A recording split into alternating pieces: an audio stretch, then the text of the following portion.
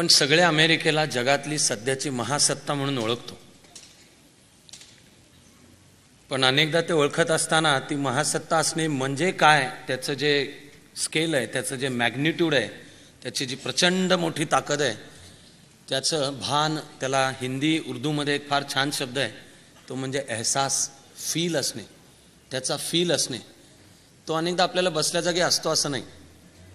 किंवा आपल्याला वाटतं लष्कर आहे, अफगाणिस्तानवर स्वारी करता आली, इराकवर काही कारण नसताना करता आली, अमेरिका ही महासत्ता आहे. तर महासत्ता असणे म्हणजे काय हे आपण दोन छोट्या उदाहरणांमध्ये लक्षात घेऊया.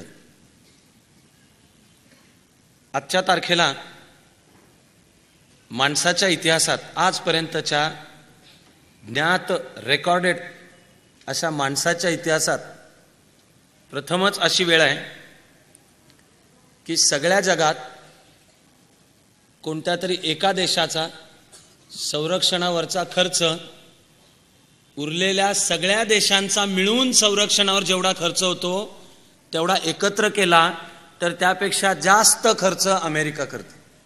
डिफेन्स बजेट, एकट्या अमेरिकेचं डिफेन्स बजेट हे जगातले उरलेले सगळे देश एका पारड्यात, त्यांच्यापेक्षा जास्त डिफेन्स बजेट एकट्या अमेरिकेचे. भारतामध्ये आता आर्थिक समृद्धी वाढत चालल्याचं आपण म्हणतो. आपल्याला काळजी करायला हवी की त्या समृद्धीची फळं समाजाच्या सगळ्या घटकांना मिळतायत का. पण या वाढत चाललेल्या आर्थिक समृद्धी नंतरचं सुद्धा एक गणित लक्षात घ्या, ते म्हणजे आपलं जे कॉर्पोरेट सेक्टर आहे, ज्याचे शेअर असतात बाजारामध्ये, शेअर बाजारामध्ये शेअर असतात. तुम्हाला मला कोणालाही तो विकत घ्यायचा असेल तर आपण शेअर बाजारात सूचना देतो किंवा आता कॉम्प्युटरवर ते उपलब्ध असतं. हा व्यवहार दुपारी 3 पर्यंत करावा लागतो. तो व्यवहार झाला, रेकॉर्ड झाला, एंटर दिलं, आपल्या नावाने शेअर खरेदी केले तर 5 वाजायच्या आत ज्या रकमेचे शेअर आपण खरेदी केले ती रक्कम प्रत्यक्ष भरावी लागते. ट्रान्झॅक्शन, ती रक्कम प्रत्यक्ष भरावी लागते. ही पार्श्वभूमी लक्षात ठेवा. तर भारताचं अख्खं कॉर्पोरेट सेक्टर एकत्र केलं, सगळं private sector, public sector, Mumbai, Delhi, Chennai, Calcutta, Pune, इतर स्टॉक एक्सचेंजेस यांच्यावर लिस्टेड जे शेअर आहेत ते सगळेच्या सगळे एकत्र केले. त्यांचा आजचा भाव काय हे लक्षात घेतलं आणि जर अमेरिकेने ठरवलं की भारताचं कॉर्पोरेट सेक्टर म्हणजे सगळेच्या सगळे शेअर विकत घ्यायचे, तर खाटकन एक ऑर्डर देऊन अमेरिकेमधली कुठली कंपनी, निदान 10 कंपन्या आहेत, 10 फायनान्स एजन्सीज, वित्त पुरवठा करणाऱ्या निदान 10 अशा कंपन्या आहेत की ज्यांच्याकडे एक ऑर्डर देऊन, ज्याच्यातली कोणतीही एक कंपनी एक ऑर्डर देऊन अख्खं भारताचं कॉर्पोरेट सेक्टर विकत घेऊ शकेल. त्याला थोड्याशा जास्त बोचऱ्या भाषेमध्ये म्हणतात भारत विकत घेऊ शकेल. फोनवर दिलेली एक ऑर्डर की आता दुपारी 3 पूर्वी भारतातल्या सगळ्या स्टॉक एक्सचेंजेसवर उपलब्ध असलेले सगळे शेअर्स विकत घ्या, 5 वाजता आणून कॅश भरतो, 5 पूर्वी, तर घेऊ शकतील. अशा निदान 10, निदान बहुधा 10 पेक्षा जास्ती हेज फंड्स म्हणतात त्याला, फायनान्स कंपनीज, फायनान्स एजन्सीज, अशा निदान 10 आहेत की ज्या ओव्हर अ फोन खाटकन एक ऑर्डर देऊन विकत घेऊ शकतात. का घेत नाहीत याला अर्थशास्त्रीय वेगळी कारण आहेत, त्याच्यात आपण जाऊ नका. पण ताकदीचा अंदाज, ताकद, आजपर्यंत माणसाच्या इतिहासात अशी वेळ कधीही नव्हती की ज्या वेळेला कुठल्या तरी एका देशाची ताकद, लष्करी, आर्थिक, अन्य सर्व, आणि लष्करी ताकद ही आर्थिक ताकद असल्याशिवाय येणार नाही. एका देशाची ताकद उरलेल्या सगळ्या देशांच्या बेरजेपेक्षा जास्त होती, अशी स्थिती माणसाच्या इतिहासात आजपर्यंत कधीही नव्हती. प्राचीन भारत बलाढ्य होता असेल, चीन बलाढ्य होता असेल, युरोपची जिथून प्रगती चालू झाली तिथे तर कायम त्रिकोणी किंवा चतुष्कोनी सत्ता संघर्ष आहे. आणि तो कायम असा आहे की जर कोणीतरी एकच जण जास्त बलाढ्य व्हायला लागलाय असं जर वाटायला लागलं तर उरलेले 2 किंवा 3 एकत्र यायचे आणि त्याला लाईनीवर ठेवायचे, जागेवर ठेवायचे. याला इतिहासाच्या आणि राज्यशास्त्राच्या भाषेत म्हणतात सत्ता समतोलाचा सिद्धांत, balance of power. Spain Portugal, France, Britain ही 16व्या, 17व्या, 18व्या शतकातली बलाढ्य राष्ट्र. पण युरोपचं जेव्हा जगाच्या राजकारणावर प्रभुत्व होतं त्यावेळेला यातला जर कोणीतरी एक देश जास्ती बलाढ्य व्हायला लागला तर उरलेले एकत्र यायचे आणि त्याला जागेवर ठेवायचे, त्याला जास्ती वाढू नाही द्यायचे. Balance of power. आता प्रथमच हे झालं की एकाच देशाचं बळ, ताकद, एका देशाची राजकीय ताकद, तिचा असलाच तर तथाकथित वैचारिक विजय किती प्रचंड आहे, तो एवढा प्रचंड आहे. प्लीज बिलीव्ह मी, आत्ताच्या अमेरिकेची वर्णनं ऐकताना, अनेक जाणकार जी नोंदवतात ती शब्दरचना ऐकताना माझ्या भारतीय मनाला वाटत राहतं की मी प्राचीन भारताचं वर्णन ऐकतोय,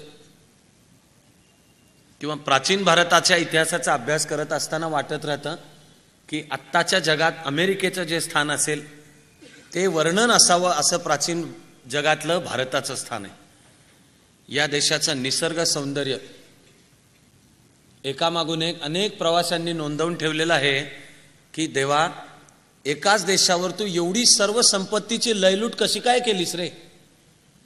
हा प्राचीन काळात प्रवासी भारताबद्दल वारंवार प्रश्न विचारतायत. आता अमेरिकेबद्दल असतो.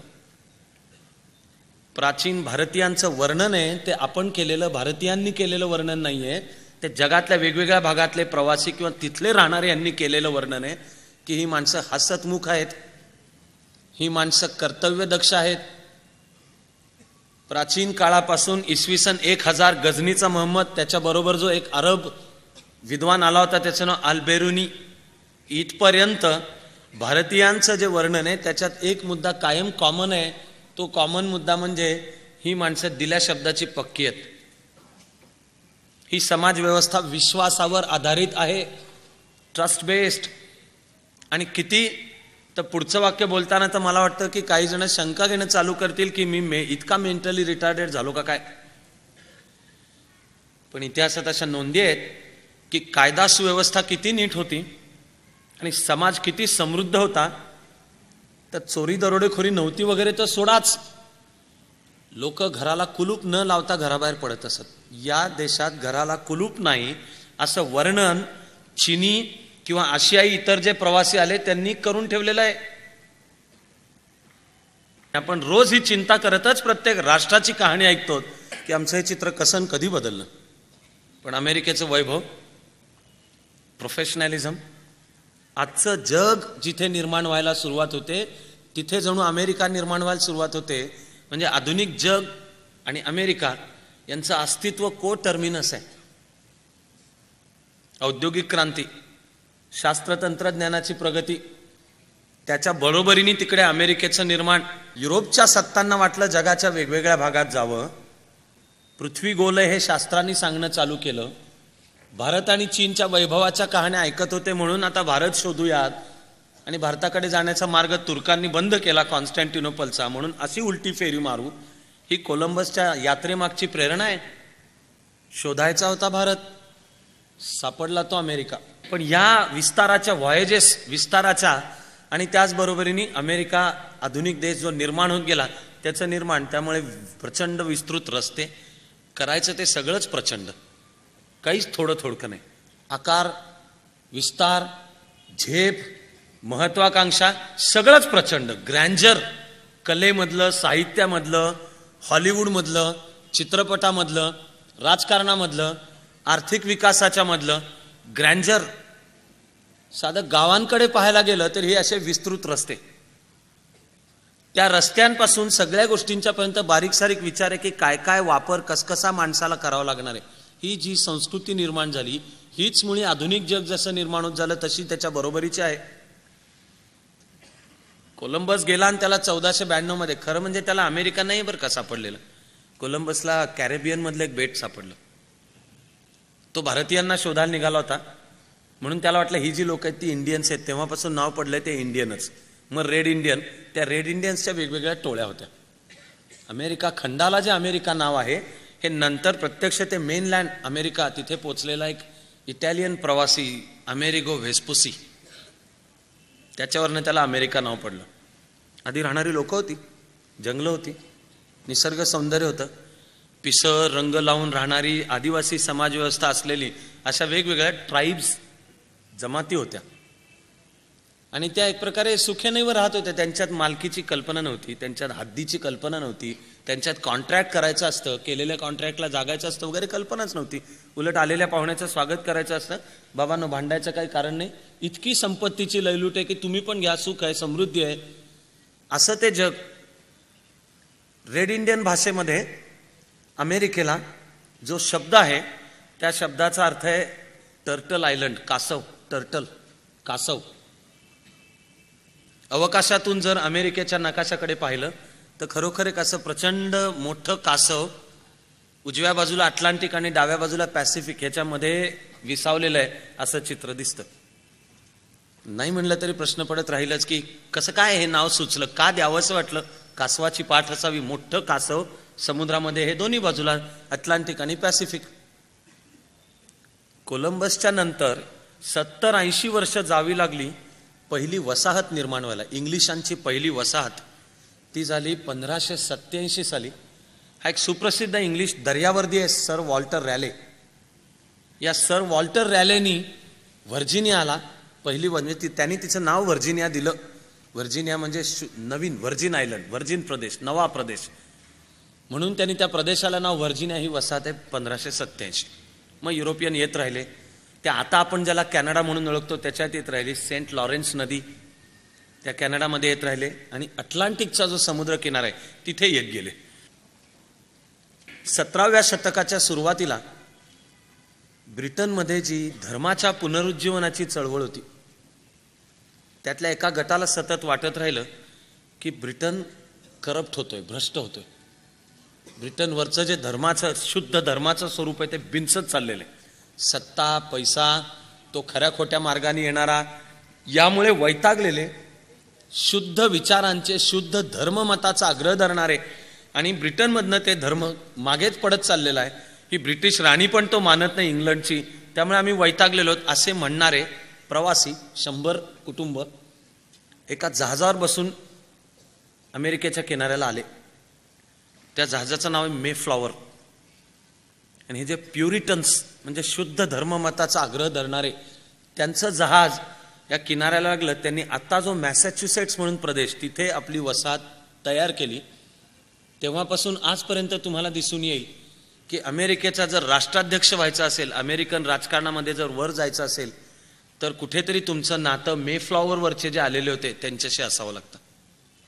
ते जॉन केरी असोत, जॉर्ज बुश असोत, तुम्ही प्रोटेस्टंट ख्रिश्चन असावे लागता. अपवाद केनेडीचा येऊ शकतो. केनेडी कॅथलिक असून केनेडी अमेरिकेचा राष्ट्राध्यक्ष म्हणून निवडून आला. पण एक राष्ट्र म्हणून निर्माण होताना, संस्कृती म्हणून निर्माण होताना ही जी इंग्लंडमधली प्रोटेस्टंट परंपरा होती त्यातल्या शुद्ध धर्ममताचा आग्रह होता. जर्मन प्रोटेस्टंट विचारवंत मॅक्स वेबर यांनी तर प्रोटेस्टंट एथिक्स असा शब्द वापरलाय. प्रोटेस्टंटांचे एक नीतिमूल्य, नीतिशास्त्र आहे. त्यामध्ये वेळ पाळण्याची कल्पना आहे, त्यामध्ये शुद्ध वर्तन आहे वैयक्तिक पातळीचं आणि सार्वजनिक सुद्धा, त्यात निर्व्यसनी असणं आहे. प्रोटेस्टंट एथिक्समध्ये मानलं जातं की दिलेला शब्द पाळणे ही अत्यंत मोलाची गोष्ट आहे. माणसा माणसातली समता ही मोलाची गोष्ट आहे. युरोपमध्ये जो प्रोटेस्टंट विद्रोह आहे तो मुळे धर्मसंस्थेविरुद्धचा विद्रोह आहे. आपण ज्या जोन ऑफ आर्कची कहाणी ऐकली, तिने काही प्रोटेस्टंट विद्रोह केला नाही, पण पुढचे प्रोटेस्टंट विचारवंत म्हणतात की ते जोन ऑफ आर्क पासून चालू होतं. कारण ती म्हणाली ईश्वरापर्यंत पोचायला मध्यस्थाची गरज नाही, चर्चची गरज नाही, मनापासून केलेली प्रार्थना. हे शब्द ऐकत असताना तुम्हाला आपले मध्ययुगीन संत आठवत आहेत की नाही पहा. मी आठवण करून देतो की आवश्यकता नाही आहे. देव भावाचा भुकेला आणि तो पंढरपूरला नाही आहे, अयोध्येला नाही, इथे अंतःकरणात आहे, त्याला हाक द्या. ते प्रोटेस्टंट एथिक्स घेऊन पोचलेले हे जे प्रवासी होते त्यांनी विविध वसाहती वसवत गेले. ते म्हणजे अमेरिका बनण्यामध्ये एका वेळी 2 प्रवाह आहेत. यांना पुन्हा परस्पर विरुद्ध म्हणायचं का? जपानप्रमाणेच. आपल्याला दिसून येईल की राष्ट्रापासून ते व्यक्तीपर्यंत प्रत्येकात प्रामाणिक आत्मगत चिंतन केलं तर दिसून येईल की एका वेळी किमान 2 अतिशय स्ट्रॉंग फोर्सेस आपल्यात असतात. किमान 2 असतात. ते परस्पर विरुद्ध असू शकतात तरी ते एकाच वेळी खरे असतात. अमेरिका बनण्यामध्ये जे हे 2 मुख्य प्रवाह जातात, तो एक आहे शुद्ध धर्ममताचा आग्रह धरणारा, कर्तव्यदक्ष, जबाबदारी पत्करणारा, sense of responsibility, sense of accountability, घडल्या गोष्टीची जबाबदारी पत्करणारा आणि विश्वाचं कल्याण करण्याकरताच आपल्याला हे करायचं आहे, ही जी ख्रिश्चॅनिटीतली एव्हॅन्जेलिकल संप्रदायाची परंपरा आहे, असा एक प्रवाह आहे.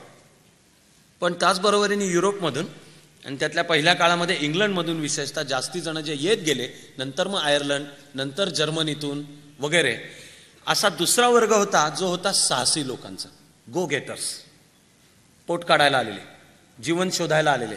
त्यांना बाकी कशाचे काय घेणं देणं नव्हतं. घुसणे, जमीन ताब्यात घेणे, वस्ती करणे आणि संपत्ती निर्माण करणे, ऐहिक सुखोपभोगांच्या सहितचं एक समृद्ध आयुष्य जगणे.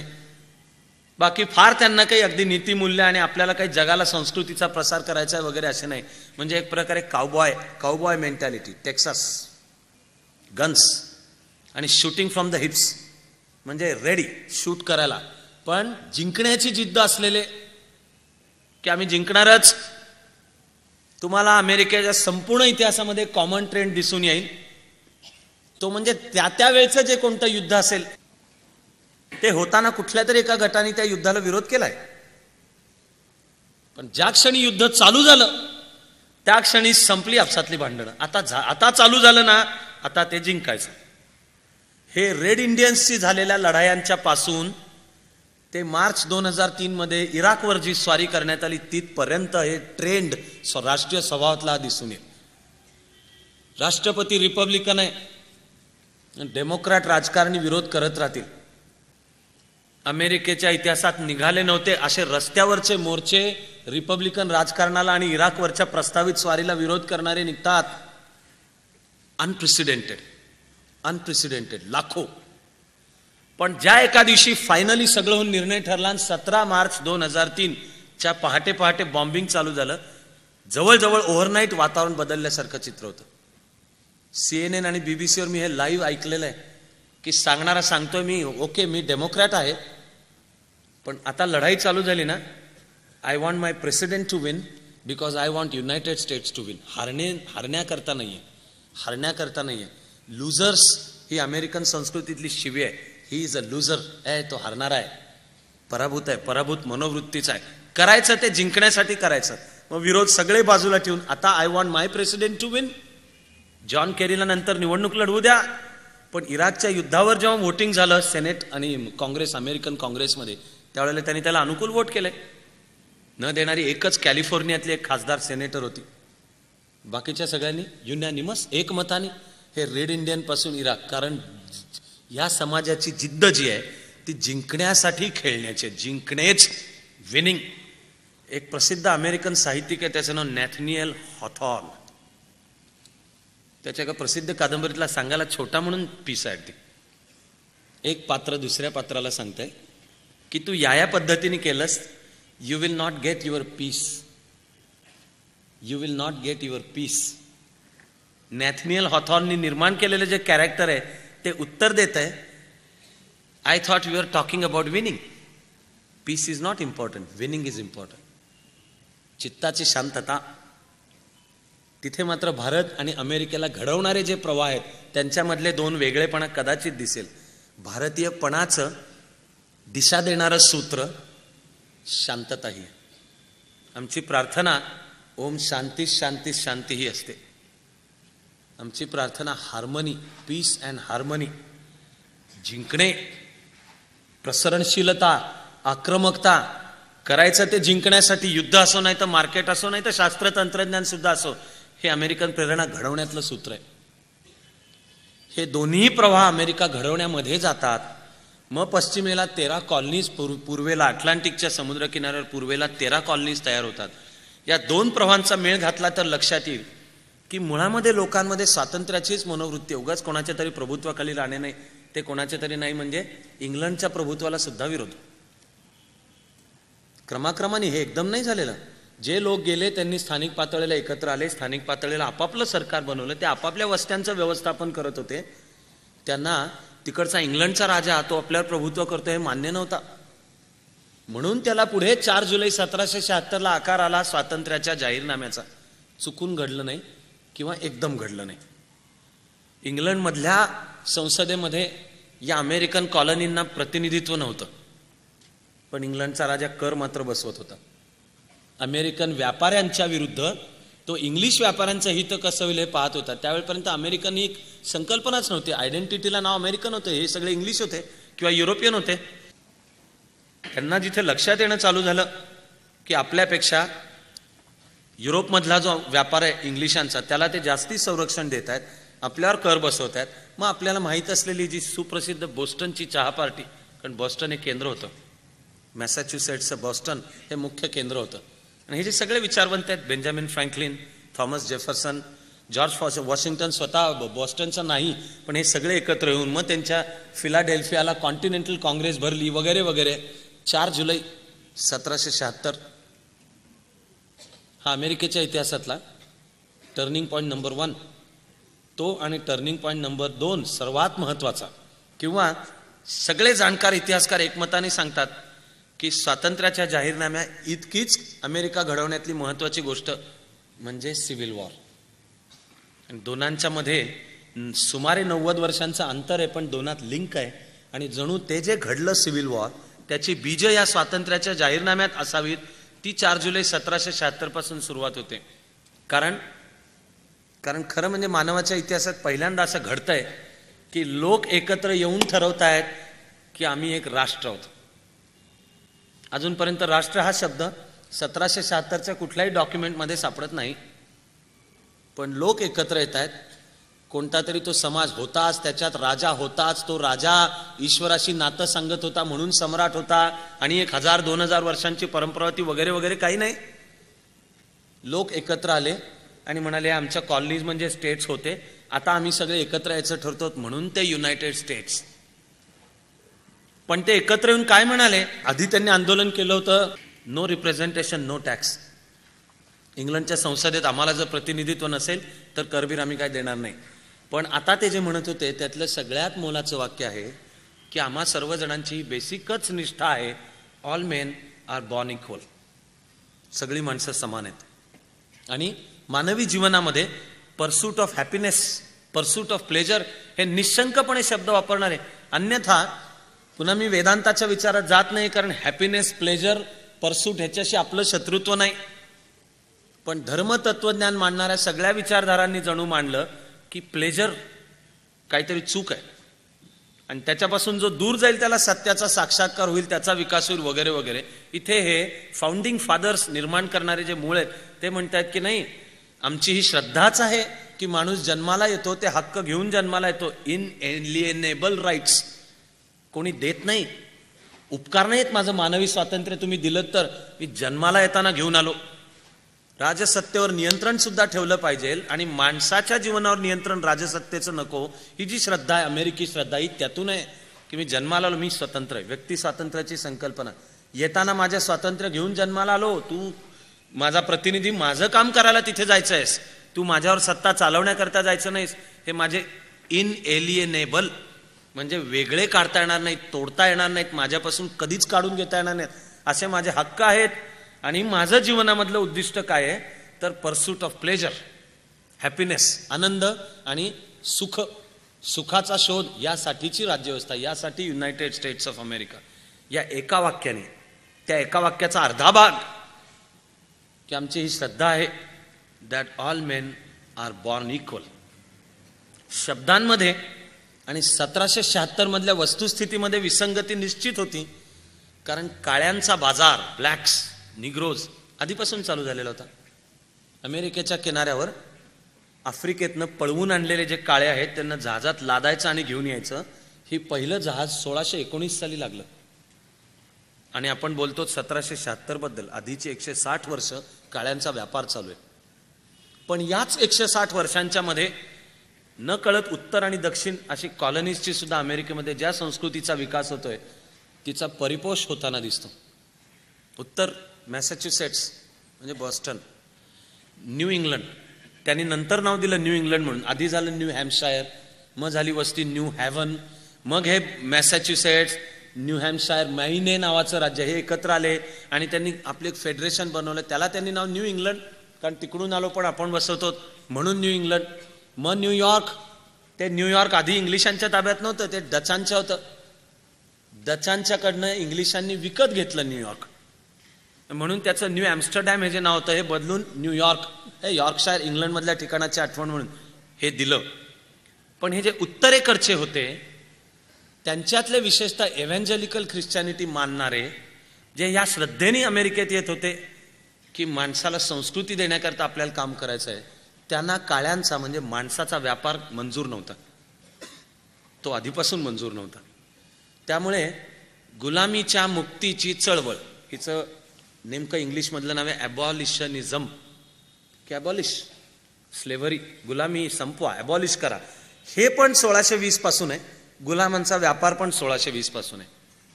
त्याचबरोबरीने उत्तरेचा मुख्य विकास हा आधी 1620 नंतर आधी व्यापारातून आहे. 1750च्या आसपास जशी क्रमाक्रमाने औद्योगिक क्रांती होत गेली तसा तो उद्योगधंद्यांचा विकास, इंडस्ट्रीज येत जाणे हा आहे. याच्याबरोबर उलटी वाटचाल दक्षिणेकडची आहे. दक्षिणेचा विकास मुख्यतः शेतीजन्य आहे. त्या शेतीमध्ये सुद्धा पुढे कापसाच्या पिकाचा शोध, त्या कापसाची निर्यात हा आहे. त्यामुळे प्रचंड प्रमाणावर कापूस वेचण्यासाठी श्रम, लेबर लागतं. ते कुठून आणणार? म्हणून ते आफ्रिकेतून येणं चालू झालं आणि हा व्यापार चालू झाला. आत्ताचा जो लायबेरिया हा देश आहे आफ्रिकेच्या पश्चिम किनाऱ्यावरचा, तो लायबेरिया मग आसपासचे इतर अनेक गोल्ड कोस्ट, घाना वगैरे वगैरे सगळे देश व्यापार चालू झाला. युरोपमध्ये आधीच चालू होता, अमेरिकेच्या किनाऱ्यावर तो प्रॉफिटेबल आहे हे लक्षात आलं. जहाजामध्ये काळ्यांना भरायचं, अतिशय अमानुष कंडिशन्स असायच्या जहाजावरच्या, त्यांना धड खायला नाही मिळायचं. अनेक निग्रोज जे आफ्रिकेच्या इनलँड आतल्या प्रदेशात असत राहत, त्यांच्यावर छापे घालायची माणसं, शिकारी कुत्री आणि माणसं जशी जाऊन, काही वेळा आपणही पाहतो की डुकरं कशी पकडतात किंवा इतर जनावरं कशी पकडतात, तशी आफ्रिकेमध्ये माणसं पकडली जायची. ती माणसं पकडून द्यायला सामील करणारे स्थानिक आफ्रिकी पण होते काही जण, ते मदत करायचे कारण त्यांना नफा मिळायचा त्याच्यातनं. त्या माणसांना जहाजावर भरायचं, त्या जहाजावर त्यांच्याकरता काही नीट ठेवायचं नाही, धड खायला नाही. आतल्या भूप्रदेशामध्ये राहणारे जे आफ्रिकी ब्लॅक्स असतील यांना समुद्राची सवय नव्हती, त्यामुळे जहाजं निघाली की त्यांना जहाज लागायचं, बोट लागायची, उलट्या, त्या उलट्यांचं रूपांतर रक्ताच्या उलट्यांमध्ये. रेकॉर्ड एकामागून एक असं दाखवतं की निघाले 5000 जण, पोचले 500 जीवन, 4500 जण मध्ये हा रेशो निघेल. आणि मेले तर जहाजावरने त्यांना समुद्रात फेकून द्यायचं, अटलांटिकमध्ये त्यांना फेकून द्यायचं.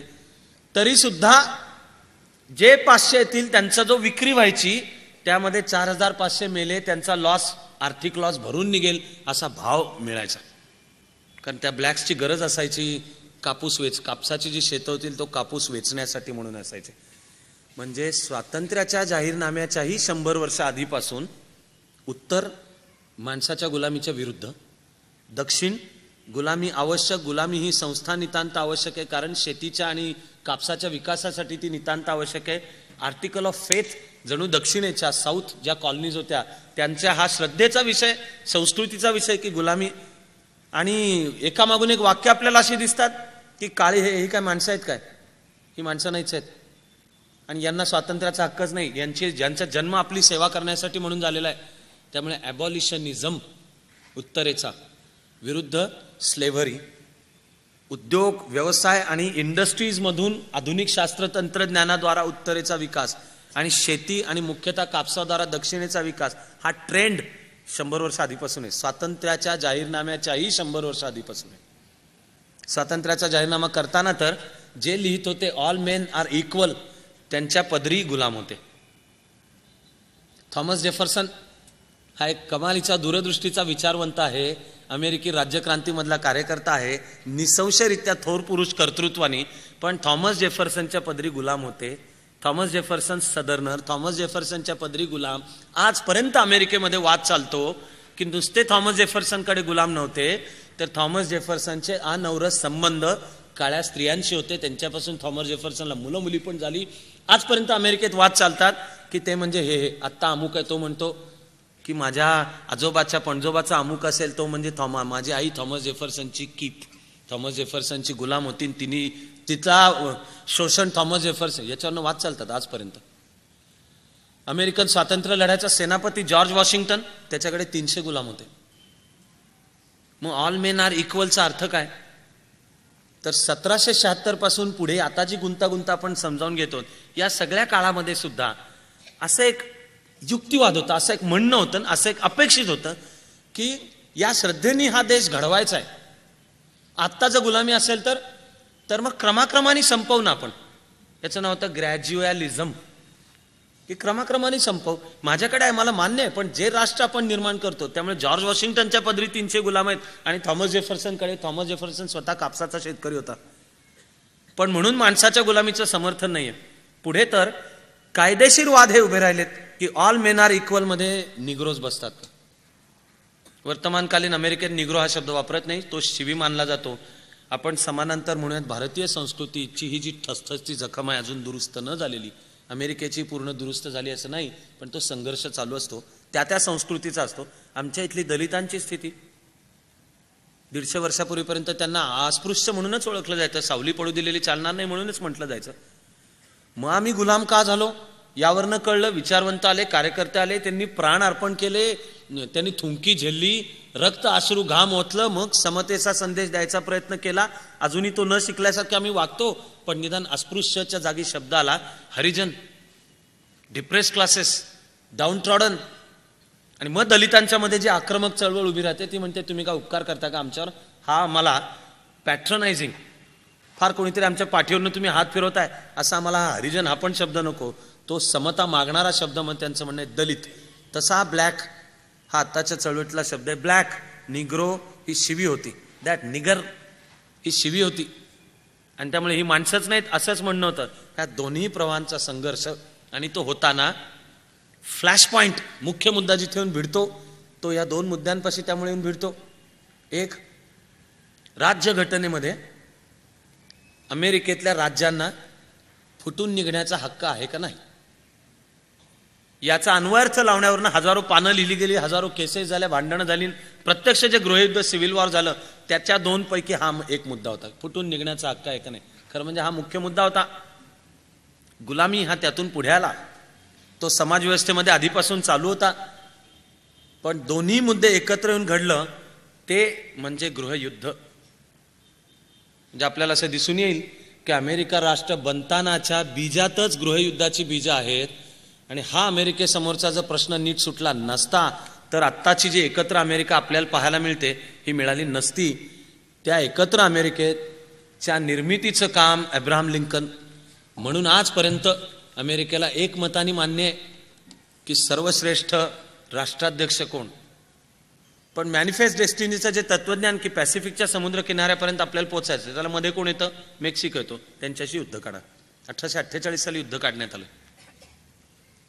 युद्ध ज्या वेळेला करण्यात आलं त्यावेळेचा हा राष्ट्राध्यक्ष डेमोक्रॅटिक पक्षाचा होता आणि सेनापती व्हिग विचाराचे होते. आश्चर्य वाटावशी ही पण गंमत इथून पुढे अमेरिकेच्या राजकारणामध्ये दिसून येईल, आजपर्यंत दिसून येईल.